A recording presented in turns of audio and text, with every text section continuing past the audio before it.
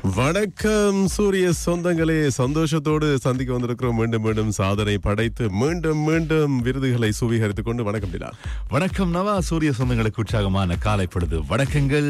சந்தித்திருக்கிறோம். அந்த உற்சாகத்தின் கொண்டாட்டம் இன்னும் குறைவே இல்லை, கொண்டாட்டத்துக்கு குறைவில்லாம இருக்குது. இப்ப பாருங்க, நேற்று இரவு நடந்தது மிக பிரமாண்டமான முறையில் ஸ்லிம் காண்டா 2025 பீப்பிள்ஸ் அவார்ட்ஸ், மக்களுக்கான விருது, மக்கள் வழங்குகின்ற விருது. நிச்சயமாக மக்கள் தான் இந்த விருது வழங்குவதற்கு காரணமாக இருந்தவர்கள். மக்கள் தான் நடுவர்களாகவும் இருந்தாங்க. நிச்சயமாக குலாமன்றதே இல்லை இந்த விருது குறிப்பாக இல்லையா. இந்த ஸ்லிம் காண்டா அப்படின்றது மக்கள் மத்தியில் மேற்கொள்கின்ற ஆய்வின் அடிப்படையிலே மிகச்சிறந்த வானொலி என்ற அங்கீகாரத்தை மீண்டும் மீண்டும் சூரியன் எஃப்எம் வானொலிக்கு நேற்று நாளில் வழங்கியதை மிகவும் பெருமையோடு நாங்கள் மகிழ்ச்சியோடு ஞாபகப்படுத்துகிறோம்.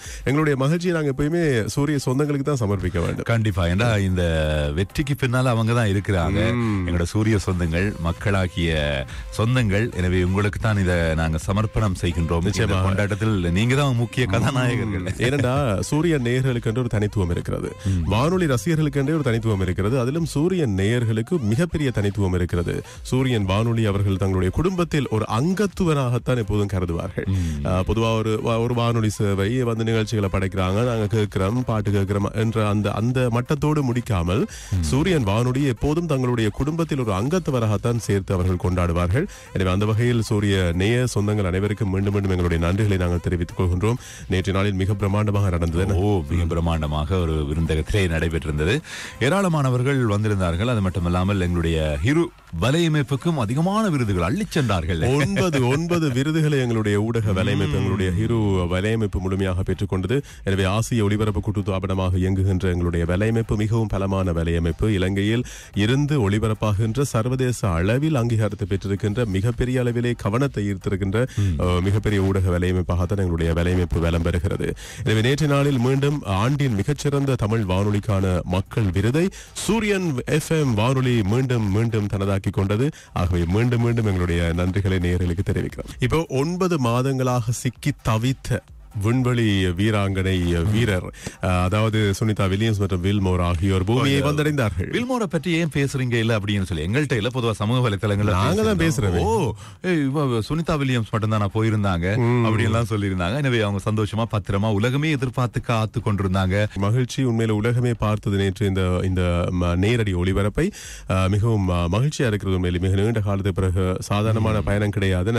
9 மாதங்களுக்கு பிறகு அவர்கள் வந்திருக்கிறார்கள். சரியா சொல்ல போனா பூமியை நோக்கி வந்து கொண்டிருக்கும் பொழுதே நிறைய இன்னல்கள், பாரிய ஒரு அச்சுறுத்தல், அப்படியான ஒரு பரபரப்பை தொற்றிட்டு இருந்தது இல்லையா. வந்து விடுவார்களா, வந்து இறங்கி விடுவார்களா அப்படின்னு. ஏன்னா அவ்வளவு இடையூறுகள் ஏற்கனவே இருந்தன. 286 நாட்கள் அவர்கள் விண்வெளியிலே செலவிட்டிருக்கிறார்கள். எனவே இந்த திட்டத்தை விட 278 நாட்கள் அதிகமாக செலவழித்திருக்கிறார்கள். ஒரு திட்டத்துக்காக போனார்கள், அந்த திட்டத்தை விட அதிகமாக 278 நாட்கள் செலவழித்திருக்கிறார்கள் என்பதை நேற்றைய நாளில் நாசா அறிவித்திருந்தார்கள். பூமியை அவர்கள் பல தடவை சுற்றி வந்திருக்கிறார்கள். அதாவது 4576 முறை சுற்றி வந்திருக்கிறார்கள். விண்வெளியிலிருந்து 121 மில்லியன் மைல்கள் பயணம் செய்திருக்கிறார்கள். இவ்வளவு பெரிய ஒரு பயணத்தை மேற்கொண்டு அதுக்கு பிறகு பல மணித்தியாலங்கள்லாம் பயணம் மேற்கொண்டு அவர்கள் பூமியை வந்தடைந்திருக்கிறார்கள். அவர்களுக்கு எங்களுடைய வாழ்த்துக்களை தெரிவிக்கிறோம். சாதாரணமானவர்கள் கிடையாது, உண்மையிலே சாதனையாளர்கள். சில பேருக்கு இந்த பயமே பெரிய பீதி ஏற்படுத்தி, மனச்சோர்வை ஏற்படுத்தி, சும்மாவே விமானத்துல போற நேரமே எவ்வளவு பயம் வரும் இல்லையா. ஒரு பதட்டம் இருக்கும். அதை தாண்டி உண்மையிலே இவர்கள் சாதனையாளர்கள் தான். எனவே எலோன் மஸ்க்கு எல்லாம் நன்றி சொல்லியிருக்காங்க, மற்ற எல்லாருக்கும் நன்றி சொல்லியிருக்காங்க. ட்ரம்ப் சொல்றேன், நான் சொன்னதை செய்தேன் பாத்தீங்களா.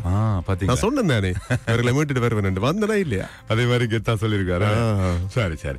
நேற்று இந்த பூமிக்கு திரும்பிய சுனிதா வில்லியம்ஸ் குழுவினர் இருக்காங்க தானே. ஆமாம். அந்த பரபரப்புக்கு மத்தியில போன்ல பேசியிருக்கிறார் டொனால்ட் ட்ரம்ப். அமெரிக்க ஜனாதிபதி டொனால்ட் ட்ரம்ப் ரஷ்ய ஜனாதிபதியுடன் பேசியிருக்கிறார். ஏற்கனவே திட்டமிட்டது, அதுவும் ஏற்கனவே திட்டமிட்டது. எனவே அதுல நிறைய இணக்கப்பாட்டுக்கு வந்திருக்கார் ரஷ்ய ஜனாதிபதி. உக்ரைனுக்கு மேற்கத்திய நாடுகள் ஆயுத உதவிகளை நிறுத்த வேண்டும் என்று சொல்லியிருக்கார். அது மட்டுமில்லாமல் இந்த போர் நிறுத்தத்தை பயன்படுத்தி உக்ரைன் ஆயுதங்களை வேண்டப்படாது அப்படின்னு சொல்லியிருக்கார். மஜா, நீ பார்த்துக்கொள்ளு, நீ பேசினபடினால்தான் நான் உனக்கு இணக்கப்பாட்டுக்கு வாரன். இப்ப நீண்ட யுத்தத்தில் இஸ்ரேல் அதாவது இந்த ரஷ்யா இணங்கி இருக்கிறது ஓரளவு ஒரு இணக்கத்துக்கு வந்திருக்கிறது. நாங்கள் 30 நாட்களுக்கு தாக்குதல் நடத்தாம இருக்கிறோம். ஆனா ஏற்கனவே நீங்க சொன்ன மாதிரி அந்த இடைவெளியில அந்த ஆயுதங்களை சேர்க்கிற வேலையை உக்ரைன் செய்யக்கூடாது. நிறைய நிபந்தனைகளையும் கொண்டு வந்திருக்கு. அது மட்டுமல்லாமல் ஒவ்வொரு புதன்கிழமையிலும் இந்த சிறைப்பிடிக்கப்பட்டிருக்கிற உக்ரைன் ராணுவம் இருக்குதானே, அவங்கள நாங்க கொஞ்சம் கொஞ்சமா விடுதலை செய்வோம் அப்படின்னு சொல்லியிருக்கோம். அதே மாதிரி உக்ரைன் மீதான தாக்குதலை நீங்க சொன்ன மாதிரி 30 நாட்கள் நிறுத்துறோம். அது மட்டுமல்லாமல் அமெரிக்காவோடு இணைந்து நாங்க இணக்கப்பாட்டுக்கு வாரோம். நல்ல விஷயம். அமைதியான சூழல் இருக்க வேண்டும். இந்த பக்கம் யுத்த நிறுத்தம் பற்றி பேசுகின்ற போது தாக்குதல் நடத்தாம இருக்கிறோம் என்று அங்கே புட்டின் இணங்கும் போது மறுபக்கத்தில் இஸ்ரேல் ஹமாஸ் மீது தாக்குதல் நடத்துறதா சொல்லி காசா மீது தாக்குதல் நடத்தி இருக்கிறது. கடுமையான தாக்குதல் நடத்தியிருக்கிறது. அங்கேயும் கூட நீ போர் நிறுத்தம் அமுலில் தான் இருக்கிறது. ஜனவரியிலிருந்து யுத்த நிறுத்தம் அமுலில் இருக்கிறது. ஆனா திடீரென்று அந்த அமுல்படுத்தப்பட்ட யுத்த நிறுத்தம் அப்படின்ற ஒப்பந்தத்தை மீறி இஸ்ரேல் கடுமையான தாக்குதலை நடத்தி இருக்கிறது. பலர் இறந்து போயிருக்கிறார்கள். அதிகமா இப்படி சொல்ல போனால் கிட்டத்தட்ட 400 பேர் வரைக்கும் உயிரிழந்திருக்கிறார்கள். 400 தாண்டி இருக்கிறது உயிரிழப்பு என்று கூட சொல்லப்படுகின்றது. அந்த அளவுக்கு மிகப்பெரிய அளவிலான தாக்குதலை இஸ்ரேல் மேற்கொள்கிறது. இதையும் இந்த இடத்துல நாங்கள் ஞாபகப்படுத்துகின்றோம். என உண்மையில யுத்தம் இல்லாத பூமியாக இருக்க வேண்டும், அமைதியான பூமியா இருக்க வேண்டும். பூமியிலிருந்து ஒவ்வொரு சந்தர்ப்பத்திலையும் நாங்கள் பூக்களைத்தான் பறிக்க வேண்டுமே தவிர உயிர்களை பறிக்க கூடாது.